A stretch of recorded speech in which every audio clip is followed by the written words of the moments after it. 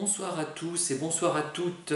Me voici de retour sur mon humble fauteuil dans ma modeste demeure thiernoise. Malheureusement, je n'étais pas suffisamment intelligent, suffisamment cultivé ni assez beau pour épouser un bon parti. Et je me retrouve donc dans une maison de seulement 9 pièces, pour 2 personnes, enfin 3, avec notre entre guillemets locataire. Enfin voilà, je ne vais pas me lamenter sur mon triste sort, mais vous parler de gens qui sont, on peut le dire, assez lamentables, mais qui méritent quand même qu'on les étudie attentivement. Ce sont nos chers manipulateurs pervers, ceux que j'appelle volontiers les vides intérieurs.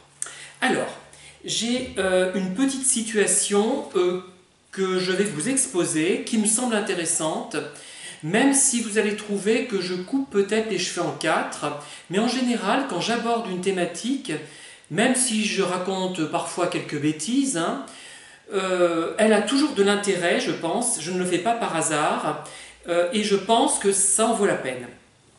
Alors, je vous expose un petit peu la situation. Il n'y a pas si longtemps que ça, de cela, je ne situe pas dans le temps, disons que ça fait peut-être moins d'un an, ou à peu près un an, peut-être quelques semaines, peut-être quelques jours.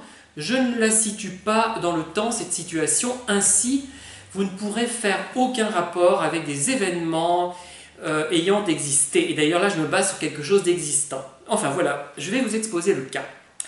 Alors, j'ai croisé ce jour-là, que je ne situe pas, un vide intérieur que j'avais d'abord pris pour un hystérique, une personnalité histrionique, puisqu'il draguait tout le monde, il prenait un air énamouré quand il parlait à des hommes et à des femmes. J'ai d'abord pensé qu'il était homosexuel, peut-être l'est-il, peut-être ne l'est-il pas, je l'ignore. De toute façon, tout lui est bon à ce monsieur. Enfin, tout lui était bon, devrais-je plutôt dire. Et je pense à 2 moments précis où je l'ai vu.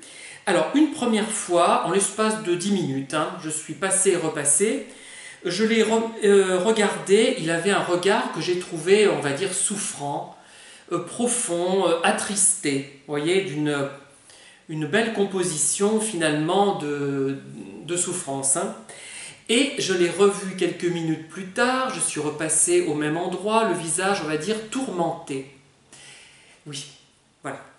Alors, tout de suite, j'ai pensé qu'il s'agissait d'un beau tableau de Rembrandt ou du Caravage. Je ne sais pas pourquoi j'ai pensé à ces 2 peintres, parce qu'il y avait ce côté, c'est un visage qui était donc marqué tout de même, douloureux, marquant, comme un visage d'acteur, genre un peu Richard Burton, je sais pas, il y avait quelque chose comme ça, pas dans l'expression, mais dans la texture peut-être de la peau, ou oui, peut-être de l'expression aussi, et du type, pas du type physique, non, c'est pas ça. Il n'y a pas vraiment de ressemblance, mais ça évoquait ça, avec une masse de cheveux qui enrobait finalement le visage.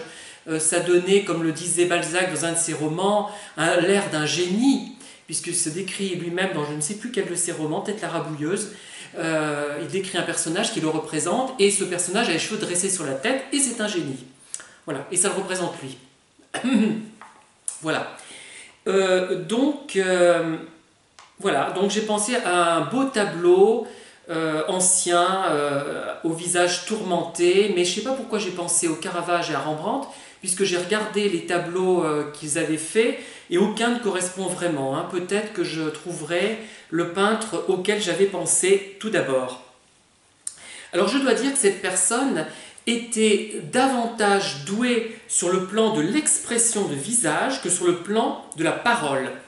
Alors, quand il joue au niveau de l'expression, il est crédible, on y croit effectivement, enfin moi du moins j'y crois, enfin je fais semblant d'y croire, j'y crois pendant que je le regarde, les rares secondes, les quelques secondes au cours desquelles je l'ai regardé, et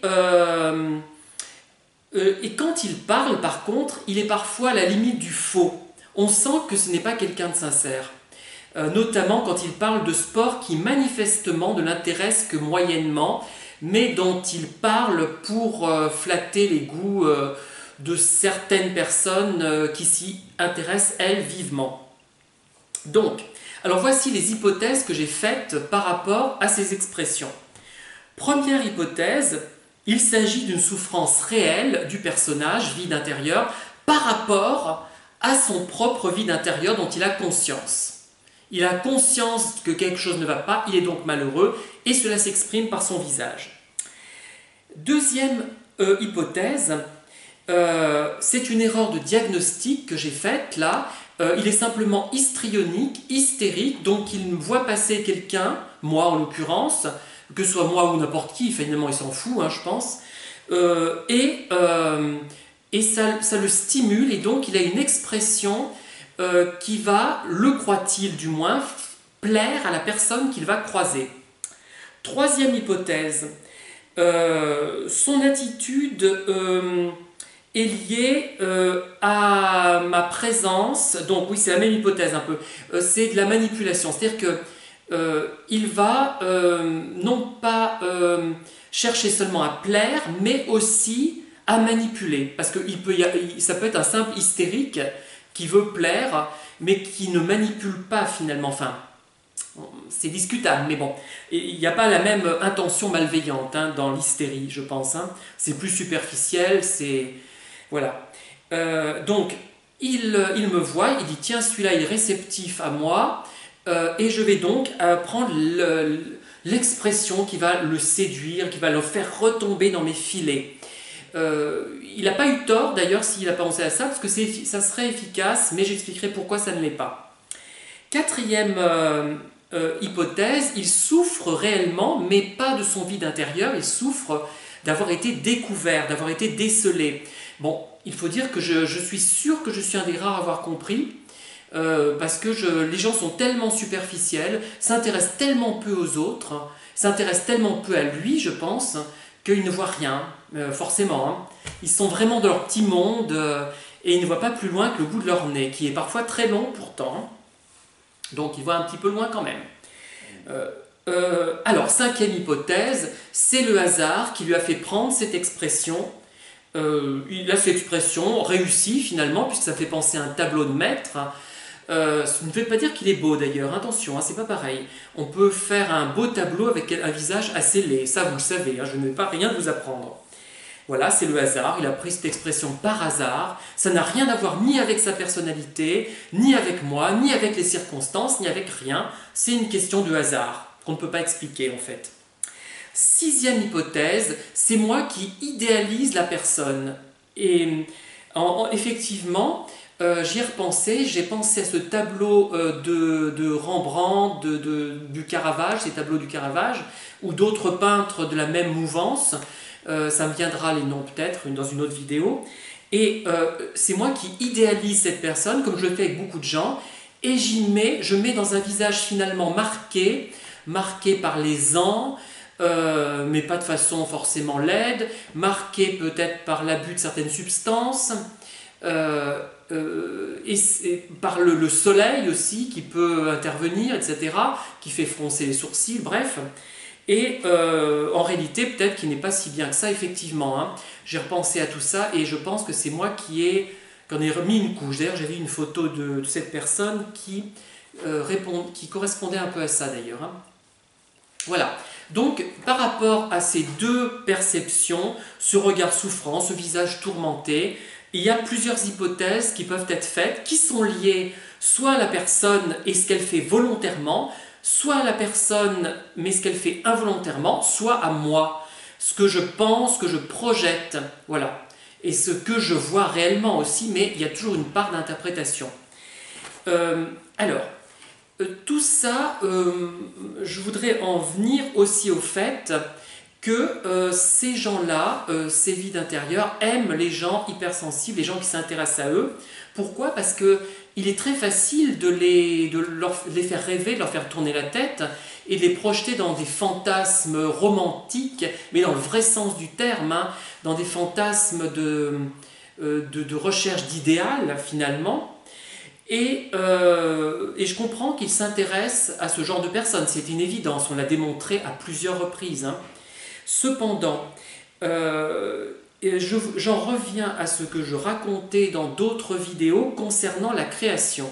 Si vous faites partie des gens qui, comment dire, font de la sculpture, de la peinture, écrivent, qu'est-ce que vous pouvez faire, font du chant, de la danse, etc., vous allez être confronté à quelque chose de différent. C'est-à-dire que vous n'allez pas retomber dans la difficulté puisque vous allez au contraire utiliser la matière que vous fournit le pervers narcissique, le vide intérieur, et vous allez l'utiliser pour votre créativité. Ce qui fait que vous n'allez pas retomber dans les filets de cette personne puisque vous allez vous nourrir de ce que vous avez vu, vous allez pouvoir supporter de ne pas entrer en communication avec cette personne en créant soit une sculpture, soit une peinture, soit une musique, soit en dansant, soit en créant un livre qui va reprendre ces thématiques et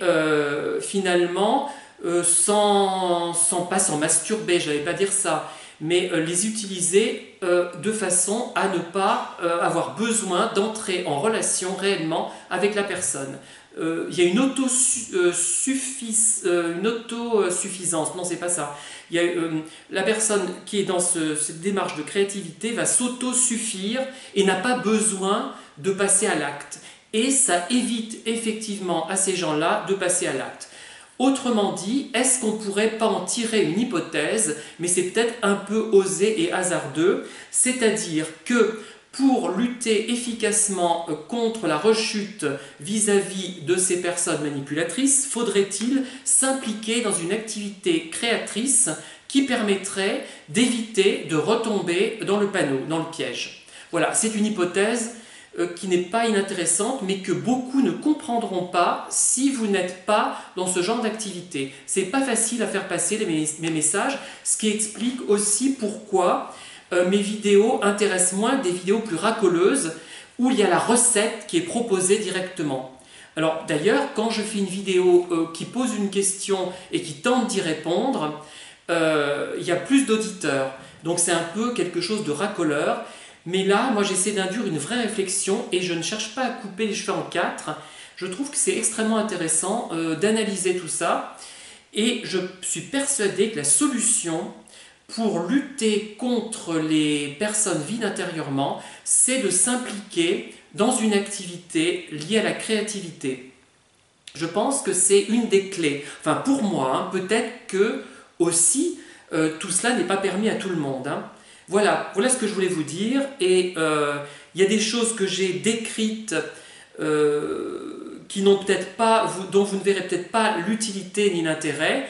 Mais moi, cette vidéo me semble beaucoup plus intéressante que certaines que j'ai faites et qui m'ont valu beaucoup d'auditeurs, de spectateurs, et qui étaient beaucoup plus banales à mon avis. Voilà. Donc, il faut dire aussi que j'ai la capacité, ou plutôt l'incapacité à me faire comprendre. Et ce que je fais de plus intéressant n'est pas compris. Et quand je fais des choses, je produis des choses très basiques, très banales, qui n'ont pas de portée, qui vont plaire à tout le monde, ça je saurais faire, mais ça a du succès, mais ça n'a pas de portée. Et c'est ça que je trouve navrant, que ce que je peux faire de vraiment qui ouvre des perspectives ne soit pas pris en compte plus, alors qu'on prend en compte souvent, dans ce que je fais, ce qui n'a pas de... ce qui relève du roman de gare. Plus je me rapproche du roman de gare, plus on me dit bah, c'est intéressant ce que tu fais, blablabla. Et en fait, non, c'est pas intéressant. Je laisse dire les gens, hein, je veux pas les vexer et je ne leur en veux pas. Je suis quand même content que ça leur plaise. Mais j'ai conscience de ça et c'est dur à assumer, vraiment. Hein. Quand on fait quelque chose d'un peu fouillé, où il y a une réflexion, le public généralement n'est pas réceptif. Et vous le constaterez. Et les vrais auteurs, je ne parle pas de moi, hein, les auteurs complexes, tiens par exemple, je pense à Stendhal, eh bien Stendhal, c'est sûr que c'est plus difficile à lire qu'un Chair de poule ou qu'un roman policier d'Agatha Christie. Et même moi, j'ai plus de mal à les lire et j'en lis moins à la fois. Mais ça a une portée que n'aura jamais un Agatha Christie, même si il y a même des romans très maladroits qui ont une très forte portée et que la plupart des gens ne perçoivent pas et que moi parfois j'arrive à percevoir quand même, mais j'ai des limites à ce niveau-là aussi puisque je lis beaucoup de romans de gare, moi aussi, et donc je pêche aussi à ce niveau et ce que je peux reprocher aux autres, je pourrais me le reprocher à moi aussi. Voilà, donc sur les deux visages de ce séducteur un petit peu caméléon, qui porte peut-être des masques hein, quand on le regarde comme ça, mais il ne faut pas tout le temps tomber dans le piège de dire « Ah ben ce sont des masques ».